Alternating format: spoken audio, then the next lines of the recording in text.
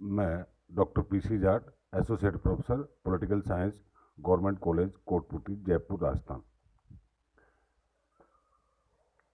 कोविड-19 के चलते राज्य सरकार के द्वारा ऑनलाइन प्रयासों के तहत ही ऑडियो वीडियो के माध्यम से विद्यार्थियों तक पहुंचने का प्रयास किया जा रहा है। सत्र 2020-21 में आप सभी छात्र छात्राओं का स्वागत है।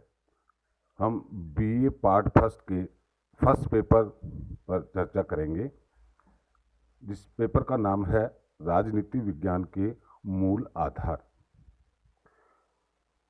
इस पेपर के कंटेंट के बारे में आप पिछली कक्षाओं अर्थात 11th या 12th में कहीं कहीं आपने अध्यापन किया होगा। उन्हीं कंटेंट्स पर हम इस पेपर में विस्तार से चर्चा करेंगे, उनको समझने का प्रयास करेंगे।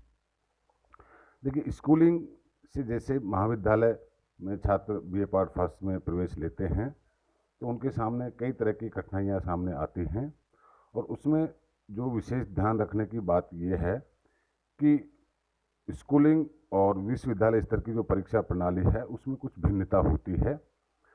जो पेपर होते हैं उनका पैटर्न भी बोर्ड से भिन्न होता है, इसलिए हमें थोड़ा सा उसके बारे में भी जानना जरूरी है। देखिए, राजस्थान विश्वविद्यालय से संबंधित जो भी महाविद्यालय हैं उनके परीक्षा प्रणाली या जो पेपर का पैटर्न है उस पर हम परिचर्चा कर रहे हैं। पेपर 3 सेक्शन जो सिलेबस कंटेंट हैं वो 3 सेक्शन में विभाजित होते हैं, और जो पेपर होता है वो भी 3 भागों में विभाजित होता है। भाग प्रथम के अंदर अति लघुत्रात्मक प्रश्न पूछे जाते हैं। ये 10 प्रश्न पूछे जाते हैं और प्रत्येक प्रश्न 2 अंक का होता है। सभी प्रश्न करने अनिवार्य होते हैं। भाग सेकंड के अंदर लघुत्रात्मक प्रश्न होते हैं।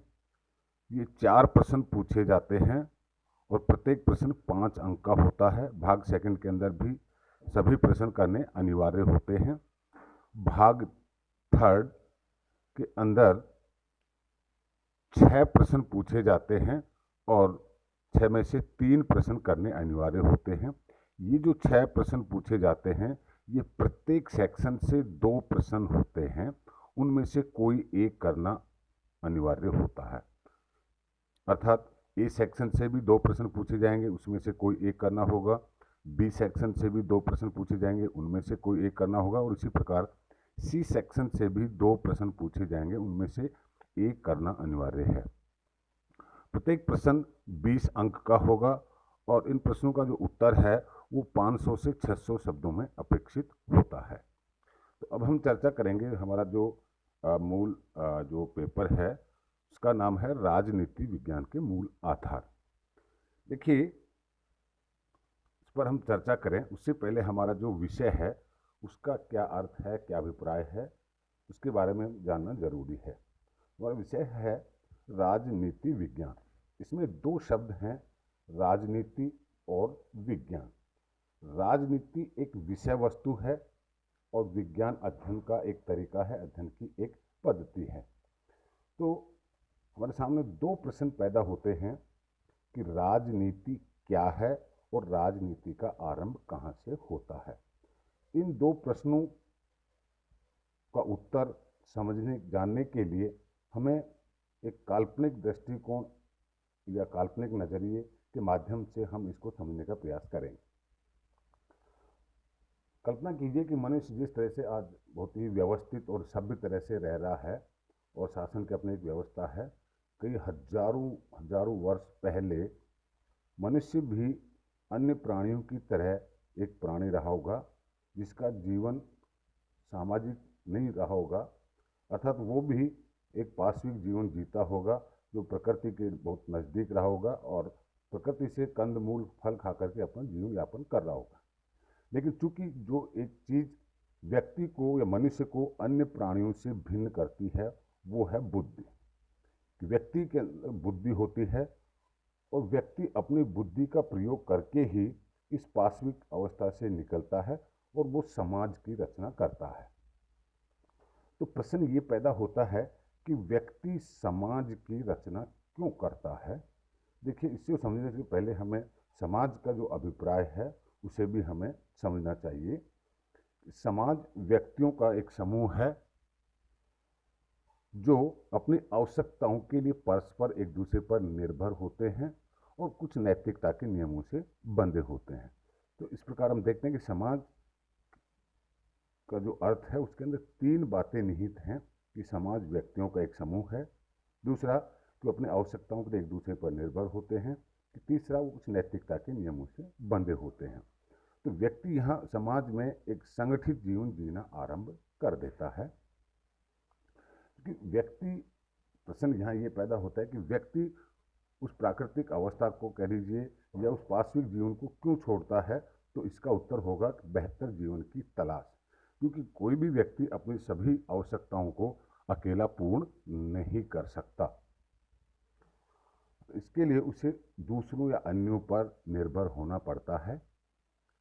तो यहाँ साथ ही उसके आचरण को, व्यवहार को नियंत्रित करने के लिए कुछ नैतिकता के नियम भी स्थापित किए जाते हैं। तो इस तरह से एक समाज की रचना होती है। व्यक्ति जैसे ही समाज में रहना आरंभ करता है तो वहाँ उसके अपने हित पैदा हो जाते हैं। अर्थात जो व्यक्ति समाज में रह कर के जो कार्य करता है, जो पेशा करता है, उस पेशे या कार्य के साथ ही उसके हित पैदा होते हैं। इस तरह समाज में अलग अलग पेशे या कार्यों से जुड़े लोगों के अपने अपने हित होते हैं। तो यहाँ पर हितों में टकराव स्वाभाविक है और इस टकराव का सामंजस्य, क्योंकि अगर ये टकराव या संघर्ष अगर निरंतर जारी रहता है तो समाज में अव्यवस्था, अराजकता पैदा हो जाएगी। इसलिए उसमें सामंजस्य स्थापित होता है। तो यहाँ पर तीन चीज़ें हमारे सामने आती हैं कि जैसे ही व्यक्ति एक सामाजिक प्राणी के रूप में रहना आरंभ करता है तो उसके अपने कुछ हित पैदा होते हैं, हितों को लेकर के टकराव होते हैं और उन टकरावों का सामंजस्य या हल निकाला जाता है। तो ये तीन बिंदु ही राजनीति की मूल धुरी हैं: हितों को लेकर के टकराव और सामंजस्य।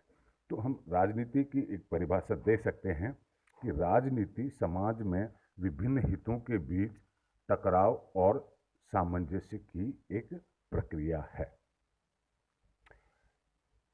दूसरी चीज, प्रश्न जो हमारा था कि राजनीति का आरंभ कहाँ से होता है, तो हम यहाँ देख रहे हैं कि जैसे ही व्यक्ति एक संगठित जीवन जीना शुरू करता है, अर्थात वो समूह में रहना शुरू करता है, वहीं से राजनीति का आरंभ हो जाता है।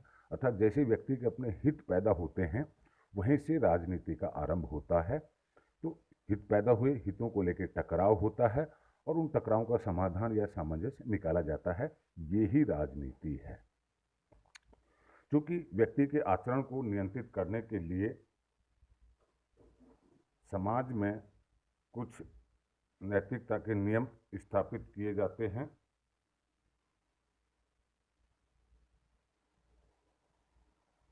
लेकिन हम देखते हैं कि कुछ व्यक्ति ऐसे हो सकते हैं जो उन नैतिकता को, नियमों को मानने से इनकार कर देते हैं। तो ऐसी स्थिति में क्या होता है? अव्यवस्था पैदा होती है, अराजकता पैदा हो सकती है। तो पुनः व्यक्ति अपनी बुद्धि का प्रयोग करके इस अराजकता या अव्यवस्था से निकलने का प्रयास करता है और इस प्रयास के रूप में ही एक सर्वोच्च शक्ति के रूप में राज्य नाम की संस्था अस्तित्व में आती है, जो सर्वोच्च शक्ति संपन्न है।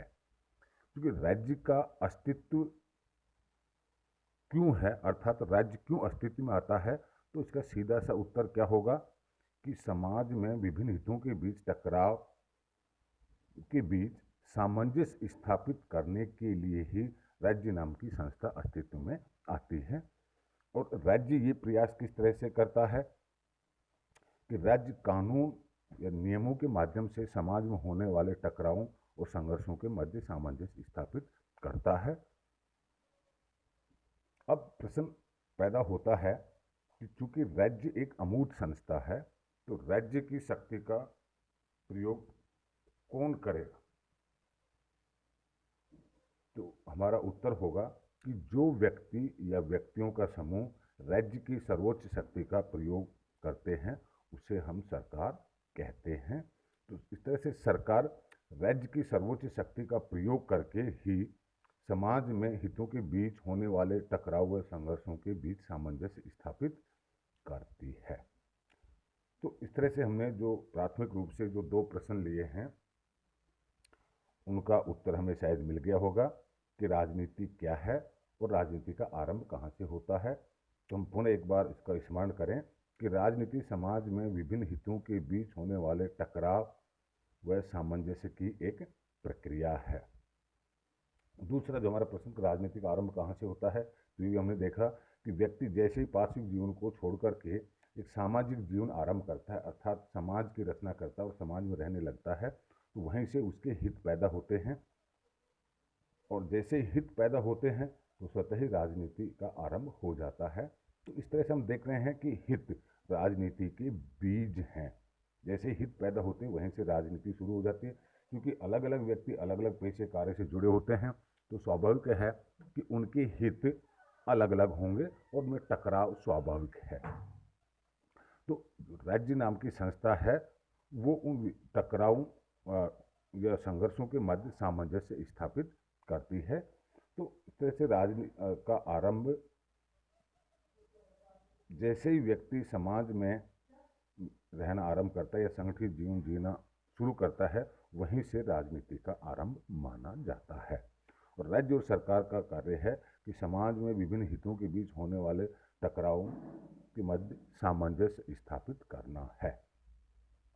दूसरा हमने जैसे बात की थी कि हमारा जो विषय है राजनीति विज्ञान, उसमें राजनीति के बारे में मोटे तौर से इसकी जो सूक्ष्म परिभाषा है उसके बारे में या उसके अर्थ के बारे में हमने जाना है। दूसरा शब्द है मतलब विज्ञान। विज्ञान से क्या अभिप्राय है, तो हमें ये ध्यान रखना चाहिए कि विज्ञान अध्ययन का एक तरीका है, अध्ययन की एक पद्धति है। अब चूंकि देखिए यहाँ ध्यान हमें ये देना है कि जो विज्ञान है वो अध्ययन का कैसा तरीका है, इसे हमें समझना होगा। या यूँ कह लीजिए कि विज्ञान ज्ञान अर्जित करने का एक तरीका है। अब ज्ञान कैसे अर्जित किए जाते हैं तो इसके बारे में आपको बताते हैं कि मोटे तौर से ज्ञान अर्जित करने की 2 तरीके 2 पद्धतियां हैं, एक दर्शन और एक विज्ञान। दर्शन के अंदर हम काल्पनिक तरीके से विचार करते हैं और